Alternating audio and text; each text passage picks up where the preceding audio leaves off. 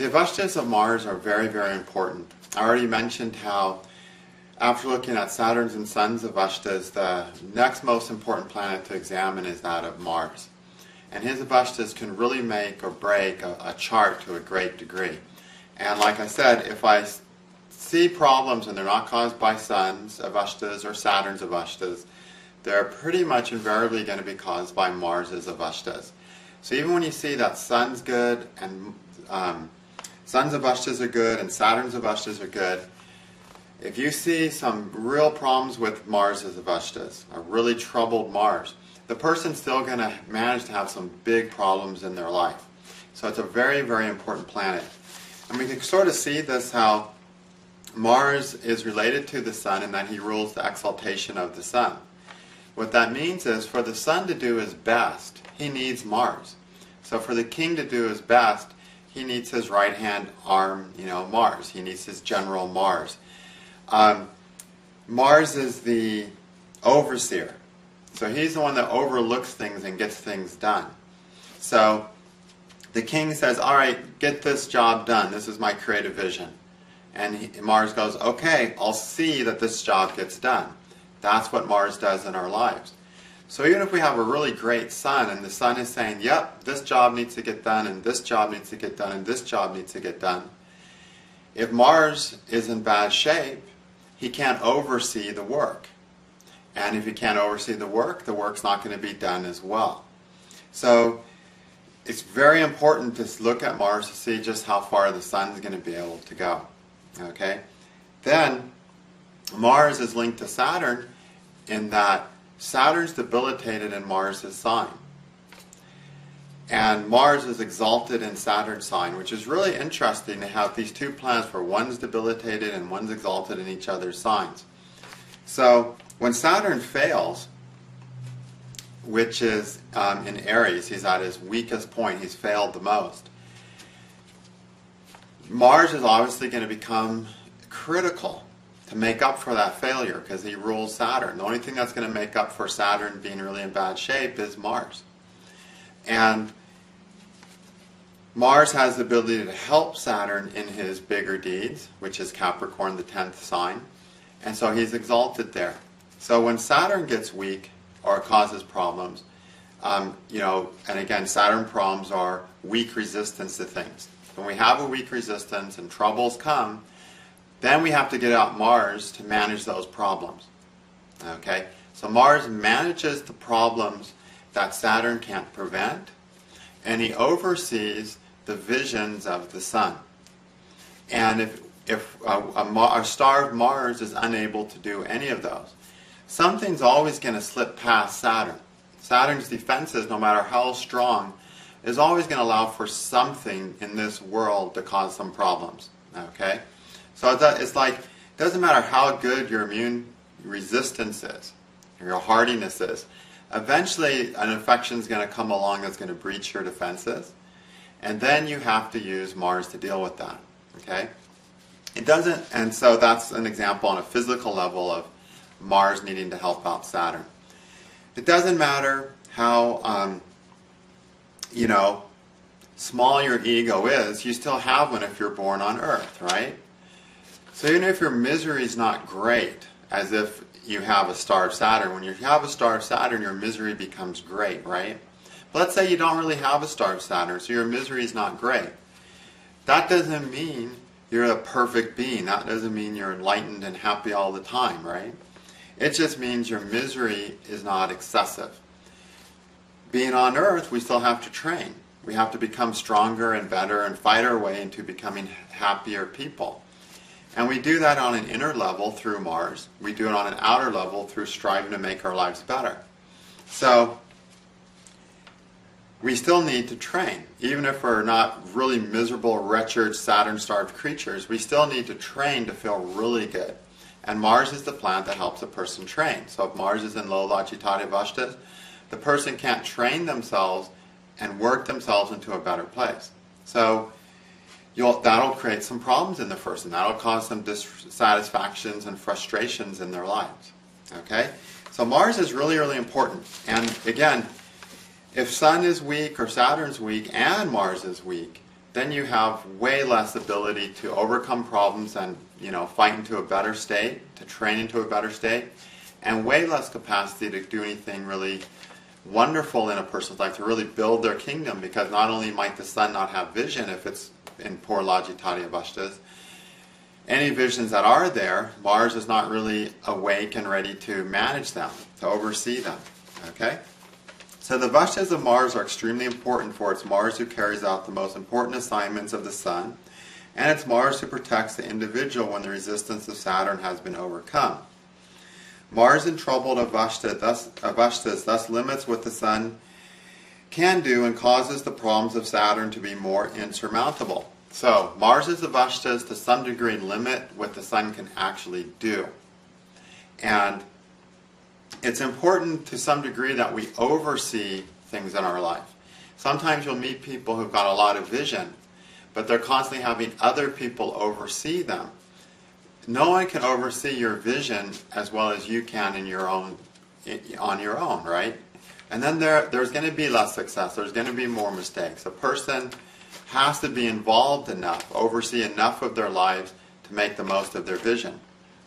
And a weak Mars, a starved Mars, or a poor Lajitati Mars reduces the person's ability to do that. Mars represents sattvam, which is strength of character. So this is a really important quality. We have our sattvam, our strength of character. And this is our strength of our good character. It's not our willfulness and pushiness and bulliness ability. It's our strength of character. It's a strength within us to do the right thing. It's a strength within a person to be a better person. The strength to act nobly through the proper exertion of both willpower and won't power. So we have to use both willpower and won't power. They're both different parts of Mars. The willpower part is the Aries part. The won't power part is the Scorpio part. That's why Scorpios are the most resistant, I won't do this, sign of all the zodiac. Okay? Won't power is more essential to improve Saturn problems, while willpower is most essential to support the inspirations of the sun. So with our Saturn problems, a lot of it has to do with I'm not going to do that, to abstain from doing things. I'm not going to get involved in that ego fight. I'm going to bite my tongue. Restraining ourselves, not just letting the ego have free reign over our lives. So we deal with and even with like a physical level. I'm not going to do this thing which damages me physically, and so on. I'm not going to let myself get involved with these people who pull me down. So there's a lot of won't power involved to help with Saturn. And so through won't power, a person can avoid a lot of their Saturn problems if they have a afflicted Saturn, okay? And of course, the willpower of the sun is what gets a person really going with their activities every day.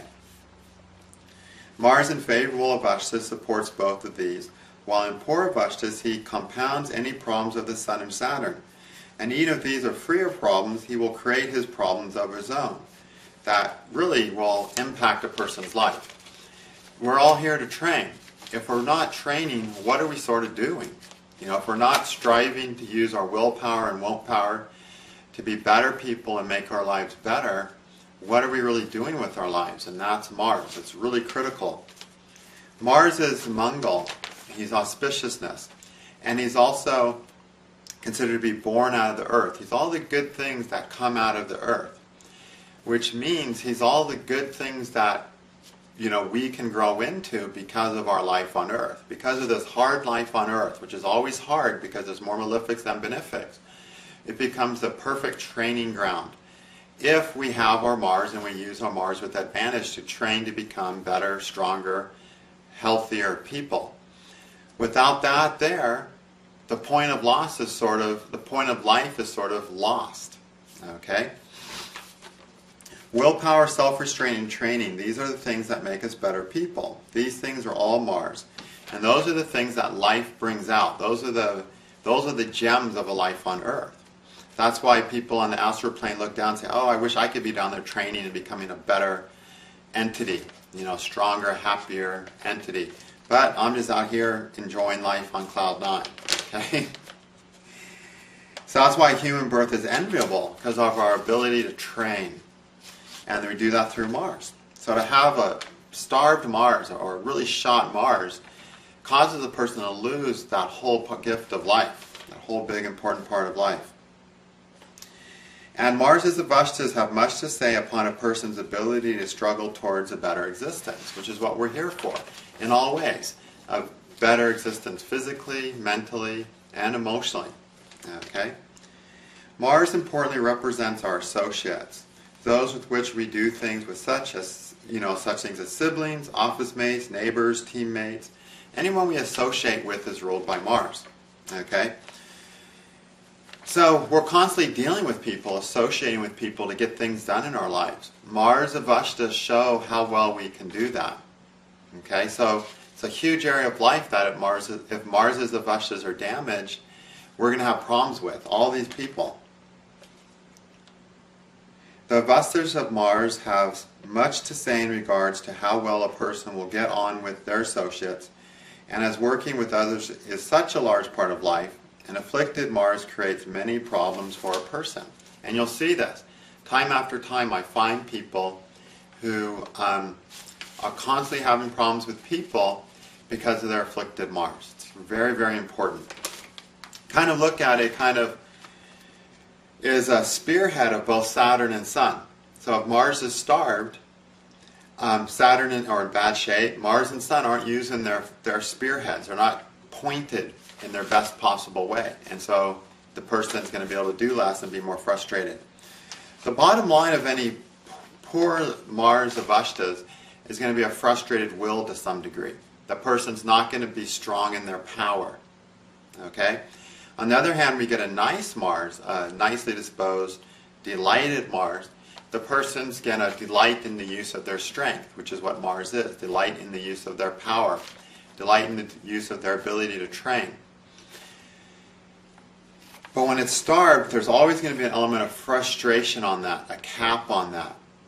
That's going to immediately cause the person to have more problems, because there's nothing like frustration to cause a person's system to deteriorate. The same way, there's nothing like frustration to cause a person to have problems in their relationships, right? You know, when we're frustrated, we get irritable. So we could be frustrated at this, and then somebody comes up who has nothing to do with our problems. But that irritability will be reflected, dumped on them. And of course, then we've already started off on a bad foot with someone. So frustration, basically starved Mars, a frustrated will, is responsible for so much of the problems we have in life. Hugely amount of problems. And as I talk about them more, you'll see how they come up more. But that's the bottom line. When you see a Mars starved, or which is going to be the main problem of Mars, and a troubled Mars, and a shamed Mars, or whatever, what you're dealing with is a frustrated will.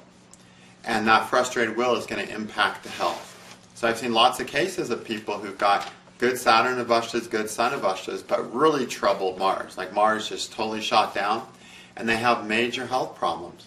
Okay? Because when, and they've done it with medical science, they've seen how frustration so quickly damages the bodies, how frustration so quickly causes health problems. Then that energy, the energetic body, which is Mars, quickly gets deranged, and that immediately affects the emotional body, and immediately affects the physical body. All right? So you got to pay attention to these Mars. And in the order of importance to examine, I would say Saturn to get the foundation, Sun to get the Saturn to get the foundation of where they tend to suffer, right? Sun to get the foundation of how much potential they can realize.